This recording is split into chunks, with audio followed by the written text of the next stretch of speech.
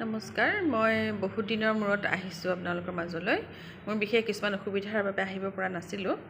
এতিয়া আজি আহিছোঁ এটা বিশেষ খবৰৰ বাবে সৈনিক স্কুলৰ যেটো এন্ট্ৰেন্স এক্সামিনেশ্যন তাৰ কিছুমান ডেট ৰিশিডিউল কৰা হৈছে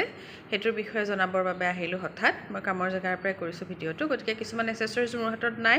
হয়তো সাউন্ডটো বেয়া হ'ব পাৰে আপোনালোকে হেডফোন লগাই বা ইয়াৰফোন লগাই পেলাই শুনিব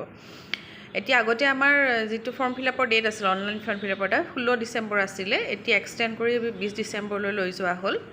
কাৰেকশন উইন্ডোটো আগতে খোলা হৈছিল 18 ডিসেম্বৰৰ পৰা 20 ডিসেম্বৰৰ ভিতৰত এতিয়া কাৰেকশন উইন্ডোটো এক্সটেন্ড কৰি পেলাই 22 ডিসেম্বৰৰ পৰা 24 ডিসেম্বৰৰ ভিতৰত কৰা হৈছে আৰু এক্সামটো আগতে আছিল 21 জানুৱাৰী এতিয়া আপোনাৰ এক্সামটো হ'ব 28 জানুৱাৰীত আৰু এই কথাখিনি আপোনালোকে যেটো অনলাইন পোৰ্টেলত আপোনালোকে ফৰ্ম ফিলআপ কৰি আছে আকৌ কৈ দিছোঁ পোৰ্টেলটো হ'ল exams.nta.ac.in/AISSEE এইটো যদি ওয়েবসাইটত আপোনালোকে যায় তেতিয়া হলে ইয়াতে ফৰ্ম ফিলআপৰ কাম কৰি আছে গতিকে বহুতে জানে তাৰে যিখন পাব্লিক নোটিস থাকে লেফট সাইডে আছে আপোনালোকে দেখিব তাতে পাব্লিক নোটিসত ডিটেইল পাব এই বিষয়ে